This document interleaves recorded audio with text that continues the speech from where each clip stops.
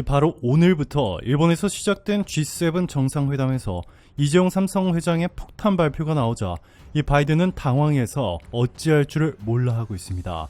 이 세계에서 가장 강력한 7개국 정상들과 이 전 세계 최고의 기업인들이 모인 이 자리에서 이 전 세계를 발칵 뒤집어버릴 엄청난 발표를 해버린 이재용 회장.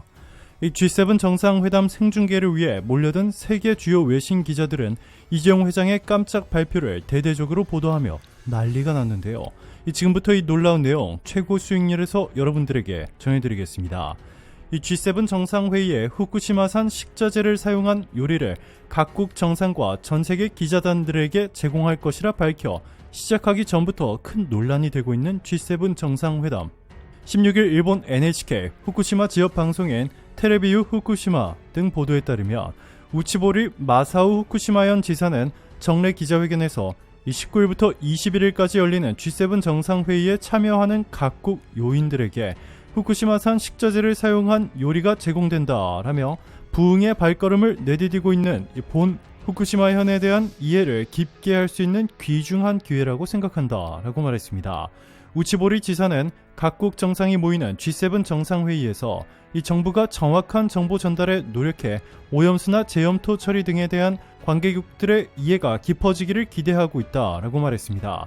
후쿠시마 지역 언론인 후쿠시마 민보에 따르면 기자들이 모이는 미디어 센터에는 후쿠시마산 일본 술, 복숭아 주스, 탄산수 등 후쿠시마 토속주와 명과 등 시식 코너가 제공된다고 보도했습니다. 후쿠시마산 오염수 방류를 앞두고 있는 가운데 이 G7 정상회의 주요 요인들뿐만 아니라 이 세계 각국에서 온 외신 기자들에게 후쿠시마산 식자재로 사용한 요리가 제공될 경우 논란이 예상됩니다. 과거 2021년 도쿄올림픽 당시 일본 정부가 후쿠시마산 식자재를 선수촌에 납품해 일부 국가들은 선수에게 직접 음식을 공수한 적이 있습니다. 최근 영국 옥스퍼드 대학교 명예교수 앨리슨이 기자들 앞에서 지금 내 앞에 희석되지 않은 후쿠시마 물 1리터가 있다면 바로 마실 수 있다. 자연적인 수준의 80% 수준밖에 방사선 수치가 오르지 않는다. 수백 리터도 가능하다고 말할 수 있다. 라며 일본 정부의 정직과 신뢰 여부를 확인해 볼 필요가 있다고 생각한다. 일본인들을 믿을 수 있나? 왜 못 믿나? 이 경우 신뢰가 작동해야 한다. 라고 전했는데요. 알고 보니 원전을 사랑하는 원전 찬양론자인 것으로 보입니다. 그는 그가 발표한 책을 통해 후쿠시마 초기 사고로 일부 원자로가 파괴되었지만 사람들한테 노출된 방사선은 너무 과장, 왜곡되어 있고 중대한 영향을 끼쳤다라는 황당한 발언을 했습니다. 그러면서 시급하고도 진정한 재앙인 기후온난화와 싸우는 가장 현실적인 방법은 방사선 허용 한도를 현재 연간 1mS보다 1000배 올려 핵발전소 건설 비용을 대폭 낮추고 무탄소 저원인 핵발전소를 빨리 증설하는 것이다 라는 위험한 발언을 서슴지 않았습니다. 아소다로 일본 전 부총리는 후쿠시마 오염수는 아무런 문제가 없다 라며 오염수를 마셔도 괜찮데스 라고 재차 강조하자 중국은 니 쥐팔로마 그럼 마셔봐 라며 강경 대응했는데요. 이제 G7 정상들과 세계 주요 외신 기자들이 후쿠시마 오염수에 더해 후쿠시마 음식을 2박 3일 동안 실컷 먹어야 하게 생겼습니다. 자, 그런데 이보다 더 큰 이슈가 생겼습니다. 이 바이든을 포함한 G7 정상들과 세계 최고의 기업 수장들이 모두 모인 이 자리에서 이재용 삼성 회장의 폭탄 발표가 나오면서 바이든이 뒷목을 잡고 쓰러지려 하고 있습니다.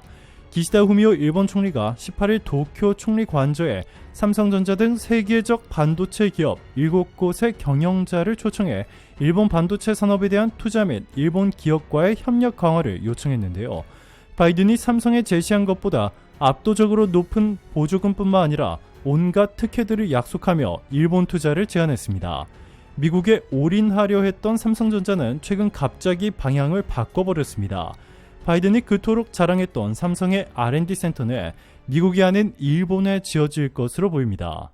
R&D 센터는 공장과 달리 박사 이상의 고급 인력을 대규모로 채용하기 때문에 이 고용의 질이 대폭 올라가고 이 민감한 기밀 정보가 있기 때문에 아주 중요하게 여겨지고 있는데 이 삼성전자가 일본의 반도체 개발 거점을 구축할 계획이라는 파격적인 소식이 전해졌는데요. 반도체 제조 강국인 한국과 소재 부품 장비 강자인 일본의 시너지를 노린 것으로 보입니다. 그동안 바이든이 수십조 원의 보조금을 앞세워 삼성이 미국의 공장과 R&D 센터를 짓도록 유도했지만 수차례 뒤통수를 맞으면서 파격적인 결단을 내린 것입니다. 일본 니혼게이자이 신문은 14일 삼성전자가 천문학적인 돈을 투자해 일본 요코하마에 첨단 반도체 디바이스 시제품 라인을 만든다라고 보도했습니다. 이 시설은 삼성전자의 기존 연구개발 연구소가 있는 요코하마에 건설될 것으로 알려졌습니다. 삼성전자는 지난 3월 일본에 산재한 R&D 조직을 묶어 이 디바이스 솔루션 리서치 저펜을 출범했습니다. 시설은 연말에 정비를 시작해 2025년 가동을 목표로 한다고 니케이는 전했습니다. 삼성이 이렇게 미국 대신 일본에 투자하는 과감한 결단을 내리자 다른 글로벌 기업들도 탈미국에 힘을 주고 있습니다. 바이든이 말도 안 되는 요구를 하고 있다며 맹비난한 TSMC 회장도 삼성전자를 따라 일본의 두 번째 생산 공장과 R&D 센터를 검토한다는 폭탄 발표를 했습니다. 미국 투자를 대폭 줄일 수밖에 없는 결정인데요. 일본 정부는 TSMC가 지난해 4월 착공한 첫 공장 건설 비용의 절반인 4,760억엔 보조금을 지원했고 이번에 두 번째 공장과 R&D 센터까지 지으면 미국보다 훨씬 더 많이 지원한다고 밝혔습니다. 미국과 일본은 USJTA라고 해서 아주 강력한 미일 무역협정을 맺었습니다. 일각에서는 FTA보다 훨씬 더 강력하다고 말하고 있는데요. 이 계약 때문에 미국은 일본에서 생산되어 미국으로 수출되는 제품에 대해서 아무런 차별 조치도 할 수 없습니다. 미국에 생산되는 제품과 같은 취급을 해야 하죠. 때문에 삼성과 TSMC가 미국이 아닌 일본의 공장을 지어 반도체를 생산해 미국으로 수출해도 바이든은 아무런 조치도 취할 수 없는 것이죠. 이에 미국 언론들은 바이든이 삼성과 TSMC를 미국에서 쫓아냈다라며 역대 최악의 경제 대통령이라 비판했습니다. 세계 최고의 부자 머스크도 바이든을 비판했습니다. 바이든 때문에 세계 경제가 망해버렸다는 파격적인 선언을 했습니다. 머스크는 앞으로 12개월가량 어려운 경제 여건이 지속될 것이며 많은 기업이 파산할 것이라는 다소 충격적인 발표를 했습니다. 또한 머스크는 바이든은 사람 모양의 축축한 양말 꼭두각시라며 미국 대중을 바보 취급하고 있다. 바이든을 투표로 몰아내자라고 맹비난했습니다.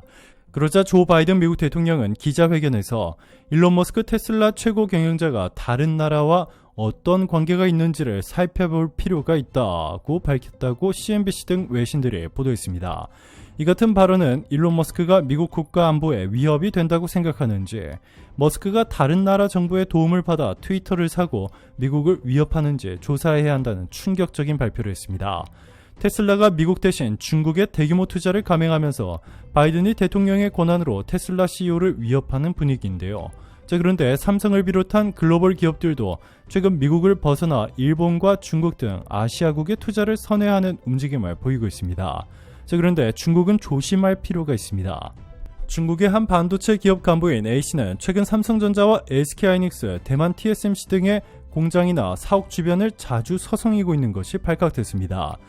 반도체 개발 분야의 고급 인력 스카우트를 위해 현장에서 직접 접촉하려는 것입니다. A씨는 그들의 퇴근 시간은 대체로 일정한 편이라며 한국이나 대만의 엔지니어들을 만나 기존 연봉 이상의 웃돈을 제시한 뒤 우리 쪽 생산 라인에서 함께 일하자고 제안하고 있다라고 말했습니다. 영국 파이낸셜 타임스는 17일 이 같은 풍경을 전하면서 반도체와 전기 자동차 배터리, 디스플레이 등 첨단 기술 영역에서 한국의 전문 지식을 축적하려는 중국의 조직적 활동이 강화하고 있다라고 보도했습니다. 중국으로의 기술 유출 방지를 위한 한국의 대응 강도도 거세지고 있다는 게 신문의 진단입니다. 파이낸셜 타임스에 따르면 과거 중국의 해외 인력 영입 방식은 주로 미국 기업에서 근무하는 중국계 또는 중국인을 포섭하는 방식으로 이뤄졌습니다. 또는 미국 등의 헤드헌팅 회사를 설립하고 조건이 맞는 인력을 정식 채용하기도 했습니다. 하지만 미국의 거듭된 대중국 제재로 상황이 바뀌었습니다. 중국 파운드리 업체의 한 헤드헌터는 파이낸셜 타임스에 미국의 새로운 제재로 미국에서 교육받았거나 취업한 인력을 채용하는 게 매우 까다로워졌다라며 한국과 일본, 유럽이 인재풀의 대체 공간이 됐다라고 전했습니다. 지난해 8월 반도체 지원법 발효 등을 비롯해 미국이 중국 반도체 산업에 대한 전방위 압박에 나서면서 미국 인력 영입이 힘들어지자 중국 기업들이 한국 등으로 눈을 돌리고 있다는 얘기입니다. 실제로 중국 움직임은 꽤 적극적입니다. 한국 반도체 기업 공장이나 사옥 앞에서 이른바 뻗치기를 하다가 퇴근 중인 직원들에게 접근해 이직 제안을 하는 건 기본입니다. 기존 연봉의 3-4배에 달하는 파격적 급여를 제시하기도 하는 것으로 알려졌습니다. 아니나 다를까 또 삼성전자 직원이 반도체 핵심 기술을 유출한 사건이 발생했습니다. 27일 업계에 따르면 삼성전자 디바이스 솔루션 부문은 최근 핵심 기술이 포함된 자료를 유출한 혐의로 엔지니어 A씨를 해고, 조치하고 국가기관에 수사를 의뢰했는데요. 또 중국이 뒷배인 것으로 추정되고 있습니다. 오늘도 감사합니다. 최고로 멋진 하루 보내시길 바랄게요.